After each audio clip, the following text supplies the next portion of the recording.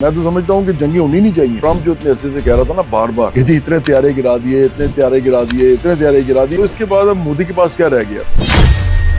बांग्लादेश से लड़ाई है, वेस्ट में पाकिस्तान से लड़ाई है, चीन से भी लड़ाई है, तो अब क्या होगा? शिकस्त मान लेनी चाहिए। अमेरिका ने अब बाकायदा इंडिया को दिखा दी है लाल झंडी। ये वार लाल झंडी है। बिल्कुल मोदी की सियासत तो डूब जाएगी, क्योंकि और किसी ने इसके साथ अब खड़े नहीं होना। अगर सियासत डूबी तो विक्रांत कैसे बचे? अस्सलाम वालेकुम नाज़रीन, मैं हूं लाहौर से आपका Zulfiqar Ali podcast left right सियासत के साथ, और मेरे साथ हैं जवाद अहमद साहब। जवाद साहब, आज बड़ी अहम बात करनी है नाज़रीन। बात ये करनी है कि रणजीत सिंह गिल, रिकी गिल को अमेरिका की नेशनल सिक्योरिटी काउंसिल ने और अवार्ड दे दिया है कि इन्होंने पाकिस्तान और इंडिया के दरमियान जो 10 मई को सीज़ फायर हुआ था जंग का, वो इन्होंने कराया था।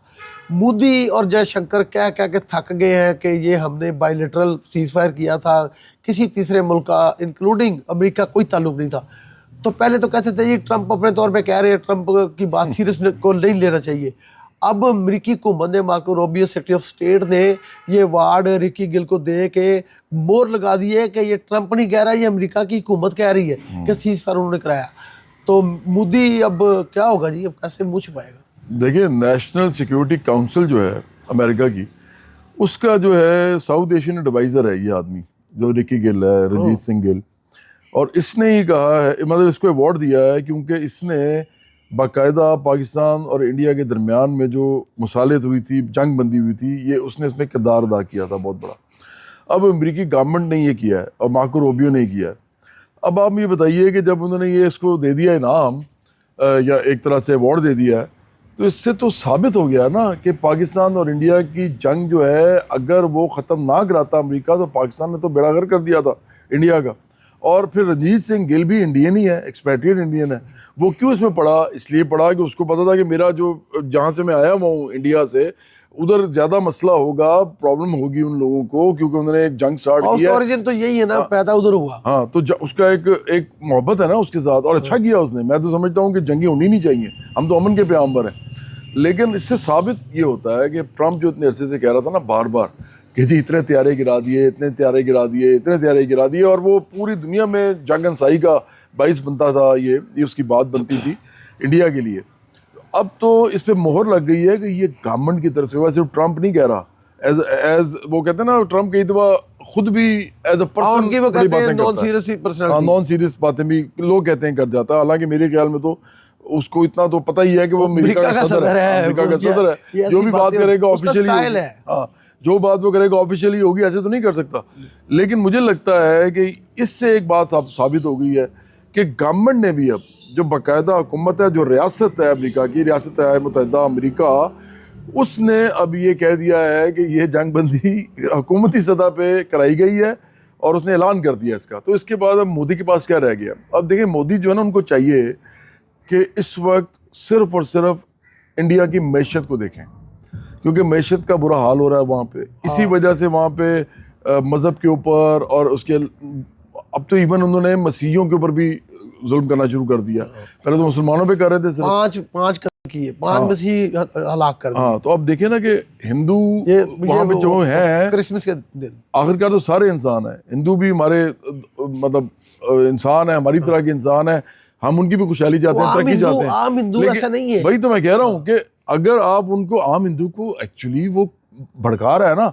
हिंदुत्व का मतलब क्या है? हिंदुत्व में ना मुसलमान का लफ्ज आता है, ना उसमें मसीह का लफ्ज आता है। हाँ, उसमें सिर्फ हिंदुत्व आता है। अब हिंदू जो है उनको ये बता रहे हैं कि जनाब, आप अगर इस वक्त खड़े ना हुए जालिम के तौर पे, तो ये सारे जो लोग हैं ना, ये इंडिया को कहीं पता नहीं कहाँ ले जाएंगे। भाई, इंडिया वहीं रहेगा। हाँ। इंडिया में लोग भी वैसे ही रहेंगे। आप फजूल में नफरत को फ़रोग दे रहे हैं। आप फजूल में इस वक्त लोगों को ये समझा रहे हैं कि जी इस मुल्क के अंदर पता नहीं क्या होने लगा। मुझे लगता है कि इस वक्त मोदी को अमरीकी ऐलान के बाद अब मान लेनी चाहिए हार, शिकस्त मान लेनी चाहिए, और अपनी मैशियत पे काम करना चाहिए। पाकिस्तान को वो छोड़ दे, भूल जाए। पाकिस्तान अपना काम करे, वो अपना काम करे। दोनों मुल्क आपस में अमन की बात करें, सुलह की बात करें, प्यार मोहब्बत की बात करें। ये होना चाहिए इस वक्त। ये जो अभी अवार्ड दिया गया रिकी गिल को, इसके कुछ और माने भी हैं। देखें, एक चीज़ तो बड़ी इंपॉर्टेंट है कि जब फरवरी में मोदी गए थे अमेरिका, वहाँ पर उन्होंने एक बायलैटरल एग्रीमेंट किया था। उसके अंदर ये था कि क्रिटिकल मिनरल्स जो हैं इंडिया से हम सिर्फ अमेरिका को बेचेंगे। और फिर उन्होंने कहा था कि डिफेंस इक्विपमेंट जो है वो या डिफेंस हथियार जो है वो हम लेंगे अमेरिका से। और तीसरा ये था कि हम रूस से तेल नहीं लेंगे। ये सारा का सारा जो मामला है ये 31 दिसंबर तक होना था, अभी तक नहीं हुआ। तो आप देख 31 दिसंबर लीजिए, तो गुजर चुकी। हाँ जी 31 दिसंबर तो आपके सामने अब ख़त्म हो गई, नया साल चढ़ गया। तो इसका मतलब ये है कि अमेरिका ने अब बाकायदा इंडिया को वो दिखा दी है लाल झंडी। और वो जो लाल झंडी है उसके बाद मुझे यानी ये लगता है अवार्ड कि लाल झंडी है रिकी गिल। बिल्कुल बिल्कुल अवार्ड ये लाल झंडी है। और दूसरा ये कि अब इंडिया को उन्होंने ये बता दिया है कि या तो आप बाज आ जाएं, ठीक हो जाएं, अपनी ये जालिमाना और वो जो है ना कहते हैं हास्यदाना और इस तरह की नफरत अंगेज बयानिए को प्रमोट करना बंद करें, लोगों से लड़ाई करना बंद करें। अदरवाइज़ हर वक्त दुनिया में जितने भी मुल्क हैं वो आपके खिलाफ हो रहे हैं, आपके इर्द गिर्द के हमसाए भी हो रहे हैं। अमेरिका भी हो बांग्लादेश से लड़ाई है जी, ईस्ट में, वेस्ट में पाकिस्तान से लड़ाई है, और नॉर्थ में जो है वो चीन चाइना से से लड़ाई है। चीन तो से भी फिर- लड़ाई है। तो अब क्या होगा फिर? तो इसका मतलब ये है कि इनके पास सिर्फ और सिर्फ बहरा अरब रह जाता है। और उसमें वो जो उन्होंने एक अपने जहाज खड़े किए हुए हैं, मुझे लगता है विक्रांत। उसी की तरह ये भी फिर बहरा अरब ही रह जाएगा, उधर ही डूबेंगे फिर ये। देखिए मैं नहीं चाहता ये हम इंसानियत के प्यामर है, मैं बार बार कहता लेकिन हूँ मोदी की सियासत तो डूब जाएगी। हाँ अब ये बेहतर बहरा बात अरब है। में या बहरा हिंद दोनों में डूबेगी। मोदी की सियासत जो है ना बहरा अरब या बहरा हिंद में डूब जाएगी आखिरकार, क्योंकि और किसी ने इसके साथ अब खड़े नहीं होना। जी जवाद साहब बहुत शुक्रिया। नाज़रीन, मोदी के लिए सिर्फ एक रास्ता है कि उसकी हिंदुत्व की सियासत बहरा हिंद या बहरा अरब में डूब जाए, और वहाँ पे विक्रांत भी खड़ा है। अगर सियासत डूबी तो विक्रांत कैसे बचेगा? आपका बहुत शुक्रिया। अगले पॉडकास्ट में हम दोबारा हाज़िर होंगे कुछ नए मौज़ूआत के साथ।